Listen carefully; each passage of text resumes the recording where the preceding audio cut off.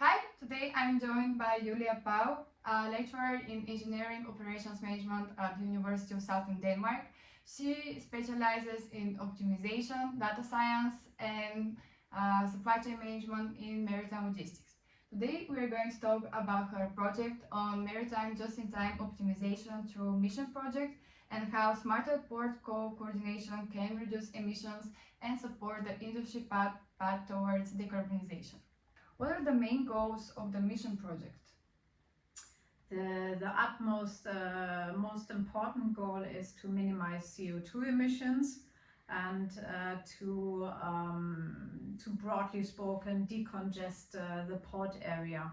So when ships come to the port area just in time, they wouldn't wait on anchorage or drifting along at the right place in order to get in, but would sail just in time into the port area. So they don't wait, and that means that they would not congest the waterways for ships going in and out the port area. And that leads to another goal, that is the optimization or enhancement of the traffic area, so the navigational safety for the ships and the traffic.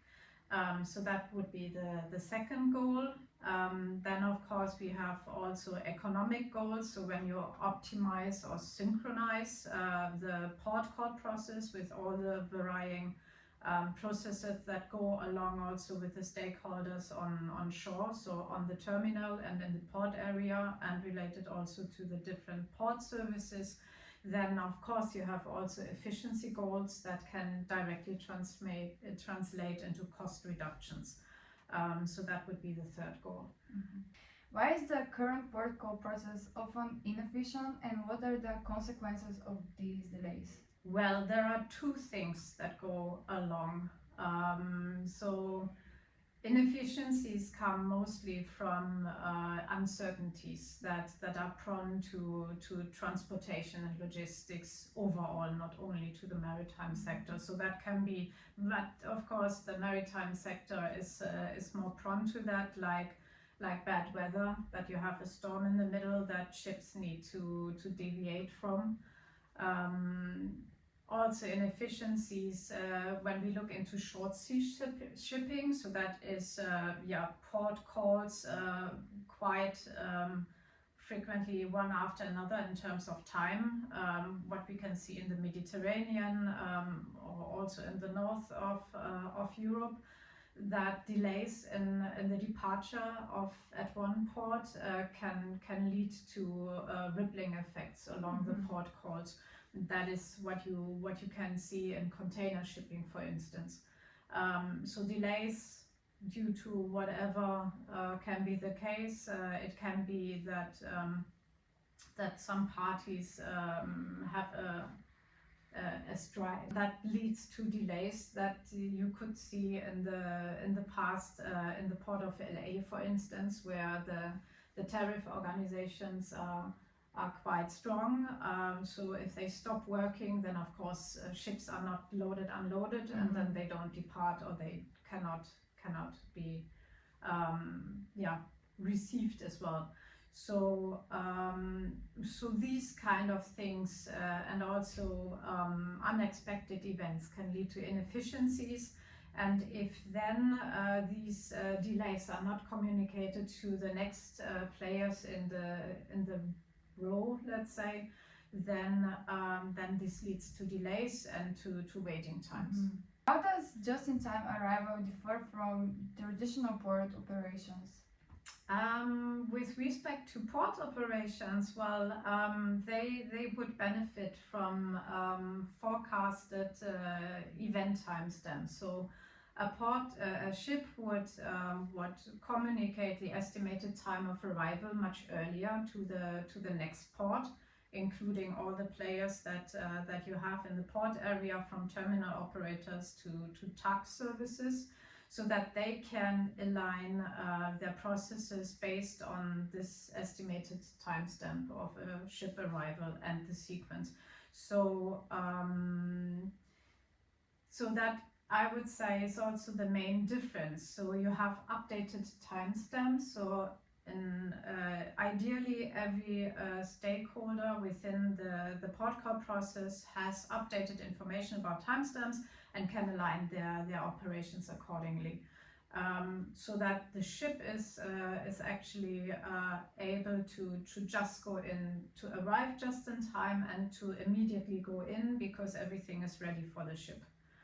Traditionally, these timestamps are communicated, but not in a structured way, and not everybody has the updates, and they are not globally, let's say, communicated. So you can have also updated information about the ship arrival via social media, or a chat program, not to mention now a name, via phone, radio communication. So it's quite unstructured, and that means only one player in the chain has maybe the information, but not everybody.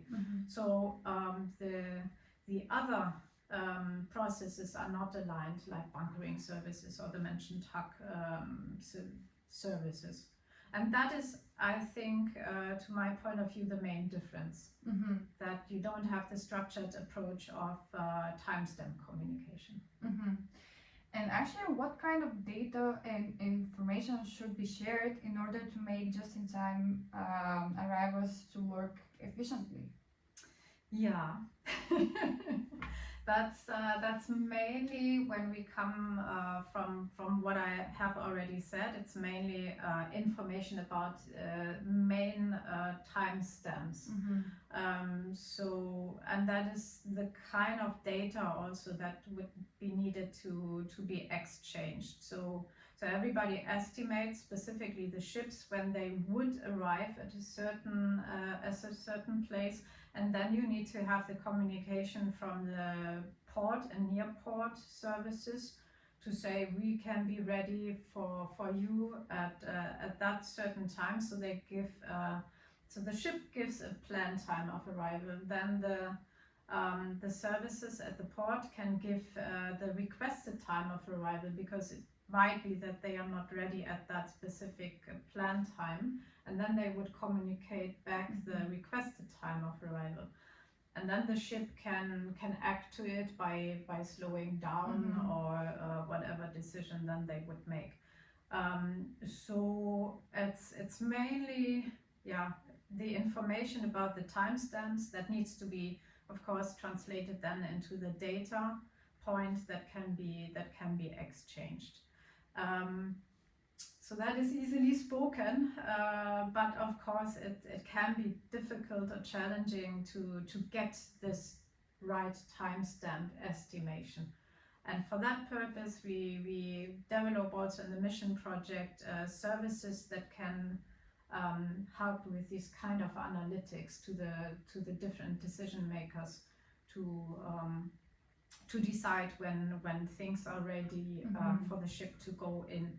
So that is the main data. How do the integrated system solutions developed in mission support this kind of real-time data sharing and coordination? Yeah, so we are developing or we are using information systems that are already available at the different stakeholders' places. So at the port area, the port community system, or for the different terminals, the terminal operational systems.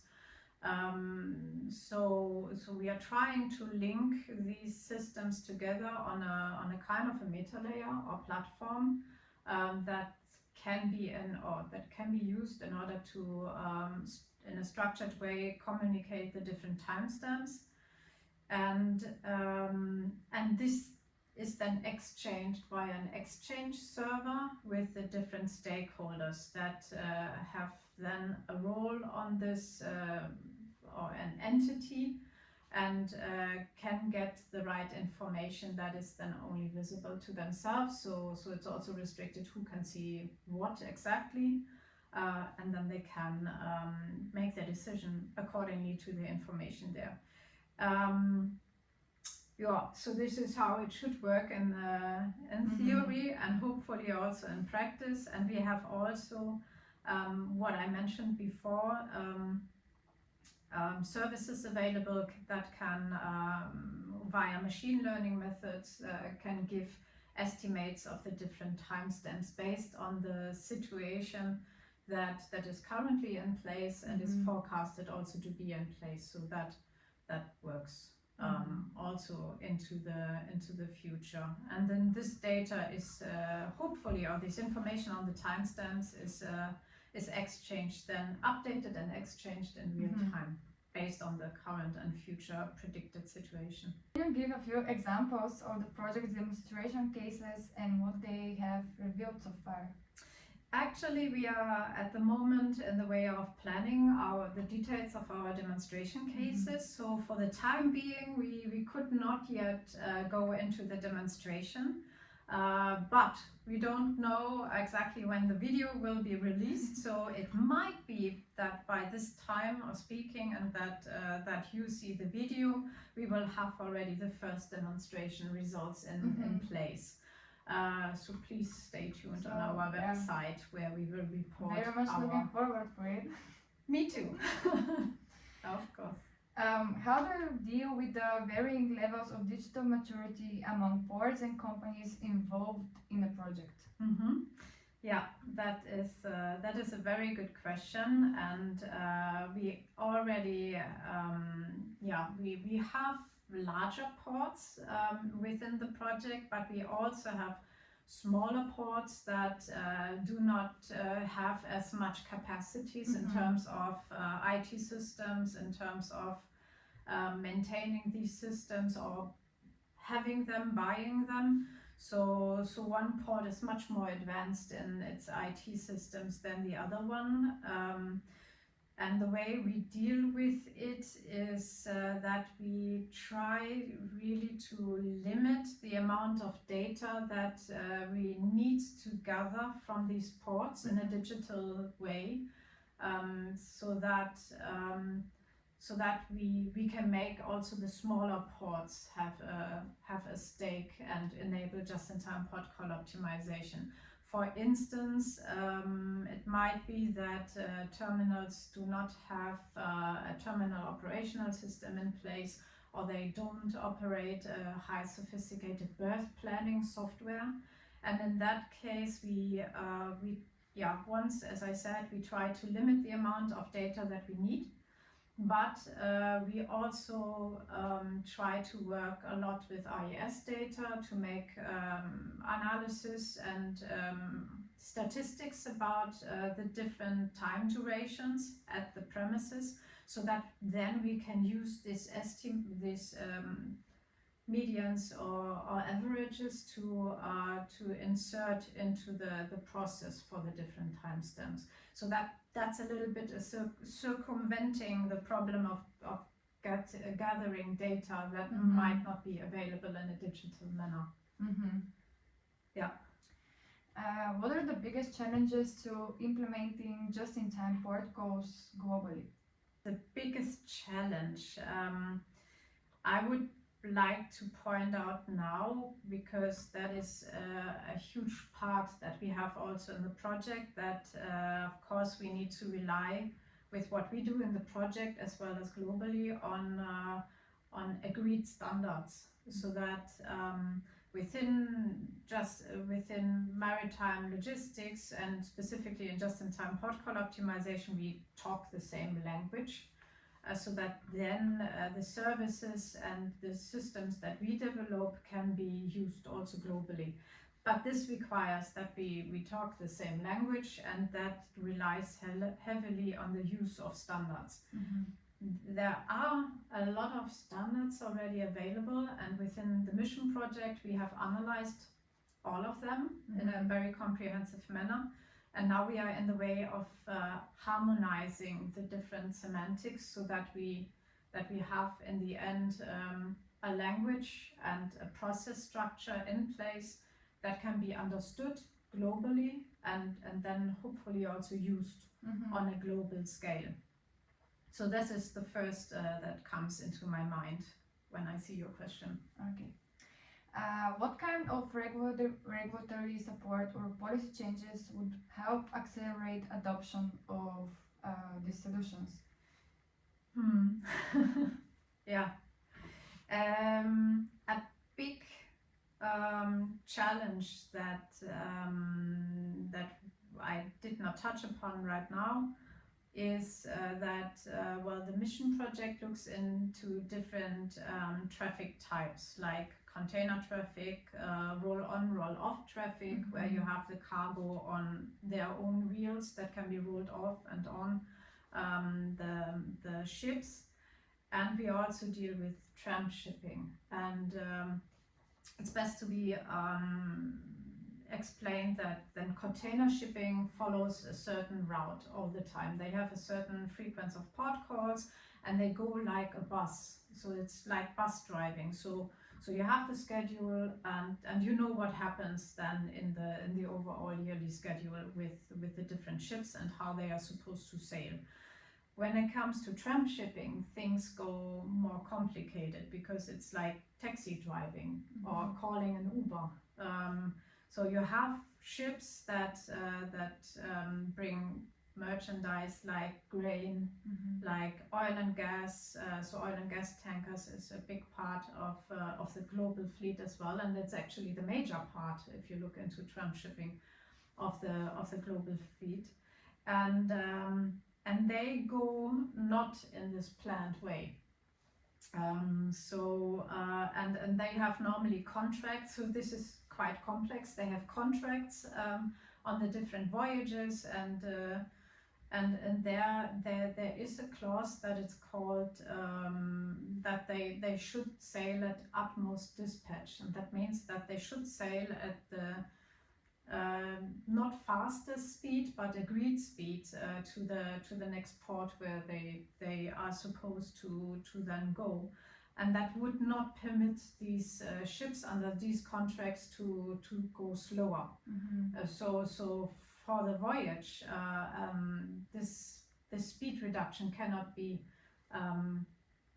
realized because of the contracts, and a so-called BIMCO clause, and the actors there are working on it to allow these ships to sail slower and reduce the fuel consumption. But this is of course a problem, not only because the ships might not be allowed, but also that terminals might require a first come, first serve strategy. And that means that, and this is where things get complicated, because you have a lot of stakeholders with different objectives. So it's also a competitive advantage of in the transshipping that you don't normally know where the ships are, so you can position them in a strategic way to get the best profit. And it's not unusual that the merchandise in the transshipping area is sold various times during a voyage. So it can be that the ship is sailing to one port and then is called, now you are sold to go to another port, and then they just deviate. So it's the business is quite complex, and now you ask for regulatory support or policy changes. So one thing is of course to make it more attractive to go slower, and to be allowed to go slower. We have in the mission project a work package that deals with this kind of contractual and collaborational work process constructs. But of course, the incentives of the different stakeholders needs to be also considered. And that is difficult. Now, this is not so much policy change or regulatory support, but it plays a little bit into this area. So have you encountered resistance or hesitation from industry stakeholders, and how do you address those concerns?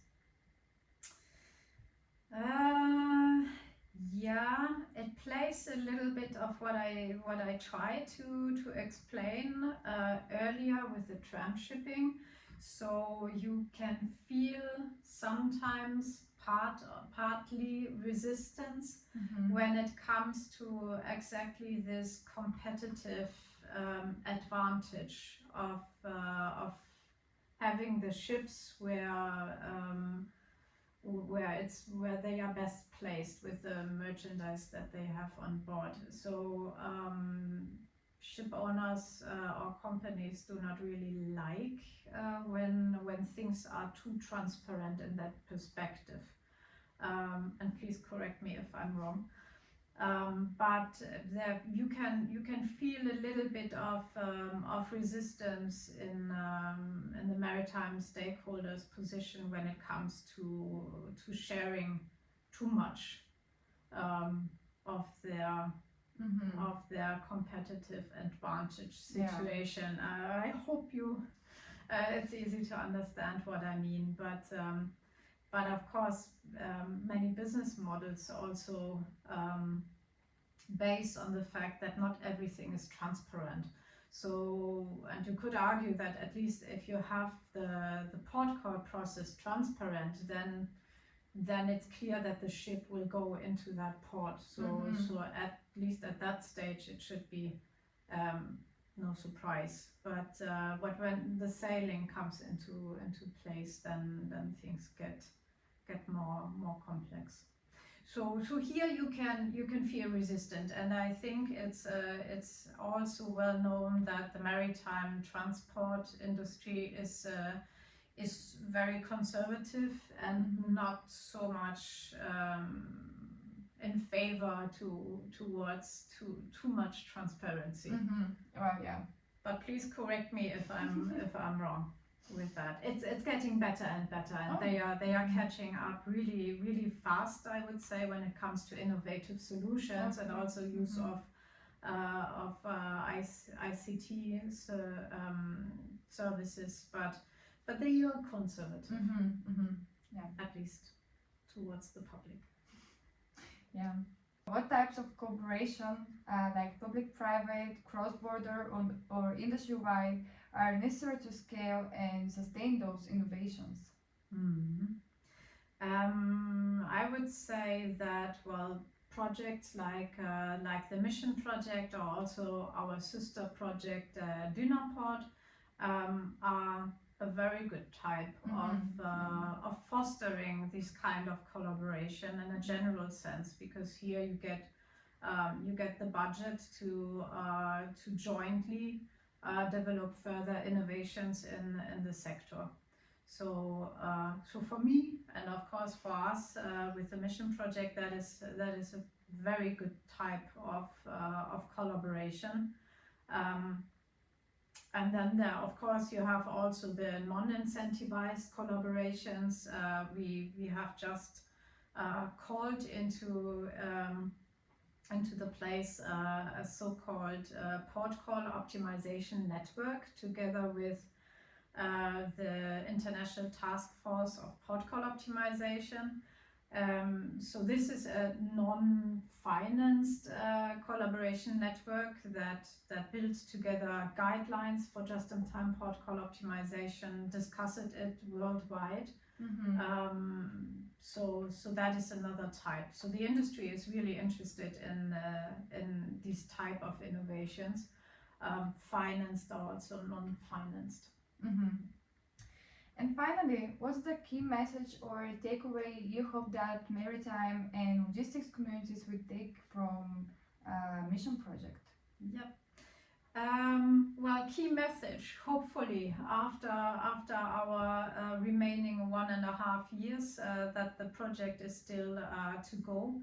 Of course, the main message I hope will be that we will have demonstrated that it's possible with just-in-time port call optimization to save up to 20% of CO2 emissions, and that we can clearly demonstrate that it works. If it doesn't work, then of course we would like to answer the question why it would not have worked in that case, but I'm now going for for the positive main message that that it will work and that you can actually save this amount of fuel and CO2 emissions. And also on GHG emissions, talking about getting the port congestion outside the port area away, so that it's more easy and safe to navigate in these areas. And as ports are often located in city areas, like in Hamburg, but also in Valencia, for instance, that we can decrease the negative environmental impact of maritime logistics and transportation, also for the whole society of people living in the city nearby or working in the port area. So the main key message: CO2 emissions reductions, GHG emissions reductions for the overall society. I hope that is what we in the end can demonstrate and have as a key message. So Julia, we are very much looking forward for any new results and the impact. And thank you so much for joining us on our MRA page. Thanks a lot for the interview.